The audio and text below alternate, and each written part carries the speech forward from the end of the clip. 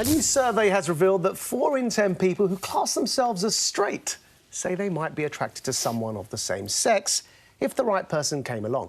Now, when the 86% of us who identify as heterosexual were asked if we would, 25% said that it was unlikely, but they wouldn't rule it out. 10% answered, maybe, if I really like them. And another 4% were unequivocal and said, yes, that would include Nick. This represents a significant change, even since 2015, when a similar poll was conducted. Only 50 years after the Stonewall riots, which led to the first Pride rallies being organised in America. This is a monumental cultural shift. Celebrate it, we should. But, as protests outside Birmingham schools highlight, there is a great deal left worth fighting for, especially in addressing homophobia among minority communities. And neither this country nor America have yet elected an openly gay leader. Still, 4 in 10 is hugely significant. Just think about that for a second. That means 2 of the 5 people who sit around this table every week would be open to a gay experience. Would you?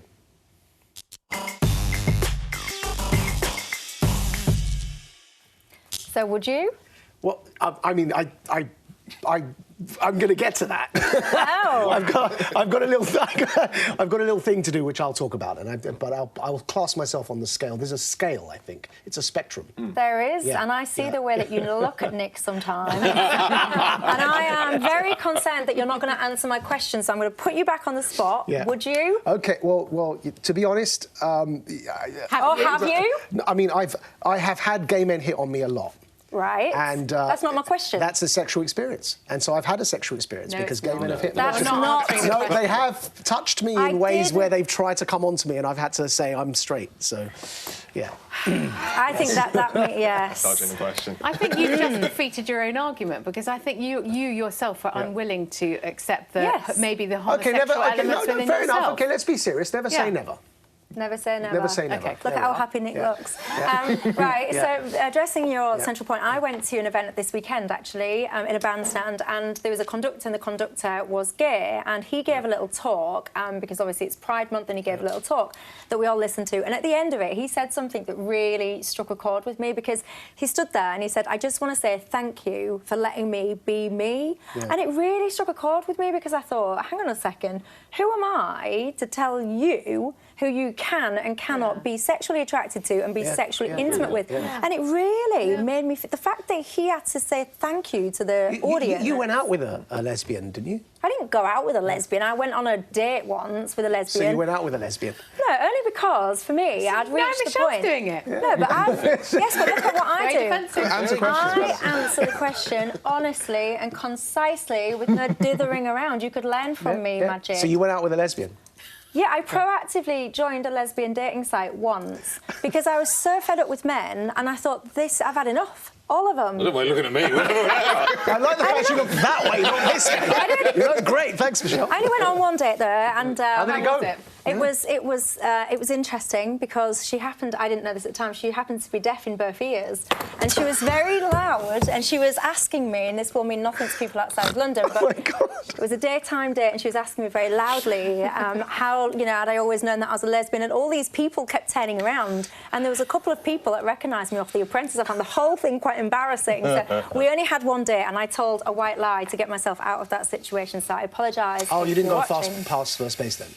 No, it was an afternoon date. What kind of lady do you think I am? Wow. Anyway, Nick. Femi wants to come. Femi. Sorry, Femi, please. 4 out of 10 is higher than expected of straight. I mean, there's a lot of like. There's 2 of us on this panel then. Well, I mean, me personally, I'm very comfortable with my sexuality, but Damon Salvatore. Which is what? Straight. Okay. But Damon Salvatore from the Vampire Diaries is problematic. Henry Cavill from who was in Mission Impossible recently, did that thing with his arms. Did that arouse you? I wouldn't say. I'm a bit lost. I'm a bit lost. There's one and there's 2. 2 out of 5. We found want them. Oh, you fancy them? As in, he's a very, very pretty man. I've got to say, eyes that are ridiculous. I've got to really for some congratulate you, Femi, because actually, that's really. I don't know if you realise how important it is on television for a young black man to just say that they found another man attractive. Like, seriously, hats off to you. And likewise for a Muslim man, which is actually why I'm happy you asked me that question. And it's why I eventually did answer it, because actually... you didn't answer it. I said never say never. Yeah, say never say never. And so, in other words, I would be, open to... How many countries I'm in a is relationship, homosexuality still illegal? Exactly, and 52% of British Kenya, Muslim surveys Jamaica. said they would ban homosexuality in this country, and 0% said they'd find it more acceptable. So what you've just said there is actually, it's really important. I'd say the other issue I talk about is in relation to Christianity. Yeah. Because I was a Christian up until the age of 21, and I found a way to rationalise it because, and this is that message I give to gay people if they want to talk to people who are Christian. Homosexuality isn't a choice. We can establish that on the basis that nobody would choose to face so much stigma they had to invent a word for it. On that basis, if you call homosexuality a sin, you're saying that sin can be something that's both involuntary and permanent. Now, if sin's something that's involuntary and permanent, that means it can't be removed. Then it's unjust. And if sin can't be removed, Jesus died for nothing. So the logic of Christianity says that homosexuality cannot be a sin. Can I just say, in my case, I can say never means never. I have no issue if that's absolutely fantastic. I cannot imagine any set of circumstances in which, let alone a man would be attracted to me, that I would be attracted to a man. I just cannot imagine those things. But, Rachel, there's something I've always wanted to ask you. You went to a lot of girls' schools. Were you ever drawn to any school girls or school mistresses? You know, you're meant to have this sort of crush. Question. That's a very good question, Nick. I'm trying to think. I think the answer is yes. Yeah. So you've got. I'm happy to admit. I'm happy to say that. On that note, can we move to the scale, because it is a spectrum, and so when you've said never ever, Nick, I just can't. I'm not knocking anyone who does. No, but it's not a binary. Let's look at this. Let's look at the graph. Okay. What am I going to be looking at? So, if you look at that, right, it's from a scale of 0 to 6, where 0 is exclusively heterosexual and 6 is exclusively homosexual. So it's not a binary. So you could be somewhere around 1, for example. Okay, if it makes you happy, yeah. So let's ask these questions. So, Michelle, where do you think you sit on the 0 to 6 scale? Like, as a general rule, probably more towards the early numbers, but, like, I'm very... 1, 2, this is quick fire. All right, 3, maybe 3. 6, 3, there we are. This is your reward for answering the question. Have a pride flag, Nick. Where do you sit? What is it, 0 is Zero absolutely heterosexual. 6 I think I'm 0. Really? Yes. Wow. Okay. Yeah, There we are. I don't want to get in trouble. Even animals are Of 0. course. Yeah. No, of course. Femi?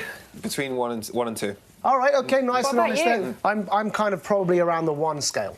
Well, can I just say as well, one of the things that frustrates me, you saw those 2 lesbians getting attacked in the news because they were on a bus and they had this group of guys that was forcing them. And I actually think that sexuality isn't for other people's titillation. And I think there's this real misconception of them, "Whoa, look at those 2 lesbians, lads, way."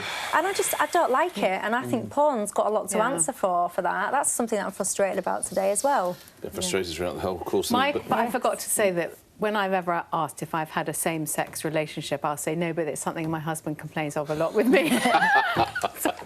But regarding the school that you mentioned is perhaps the key issue here, because even though they've announced this week that they're trying to rework the lessons, you still have a set of parents who still are protesting, and you have this key issue. Who decides whether children learn about sexuality, about tolerance, whatever it might be? Is it the role of the parents or is it the role of the state? And that one is it will run and run. But, I mean, what you said about the 2 lesbians who were beaten up by a couple of kids on a bus because they wouldn't kiss. I think that just shows how essential it is that we have those lessons in school. And that's what Prince William was talking about when he said that he'd be very happy if one of his children was gay. But he would be very worried about the challenges they faced being gay. Anyway, we must now move to Straight Talker of the week. And the hunt for the next Conservative Party leader is finally starting to draw to a close, and right about time. Family days out haven't been the same since Theresa May announced her resignation. We've had endless coverage of candidates battling it out to show Tory members they're Big C Conservative to the core. We're now down to the final 2, but there's still 3 weeks before we find out who'll be crowned this year's X Factor winner? I mean, our next Prime Minister. In all the madness, there's one voice that truly speaks to the nation. Maxwell the dog. Right, something we haven't discussed so far is the Tory leadership contest. So we've got Jeremy Hunt against Boris Johnson, the final two. We should know the result at the end of July. So what are your thoughts on that?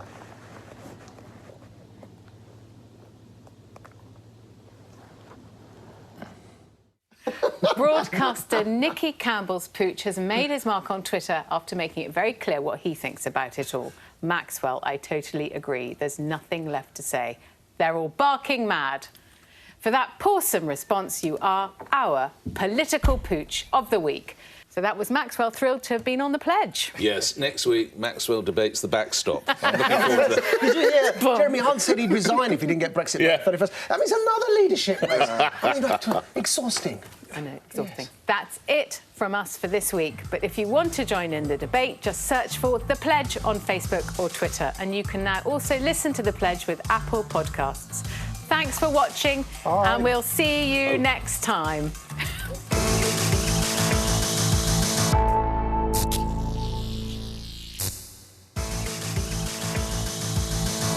Provocative, straight talking, fairness, provocative, straight talking.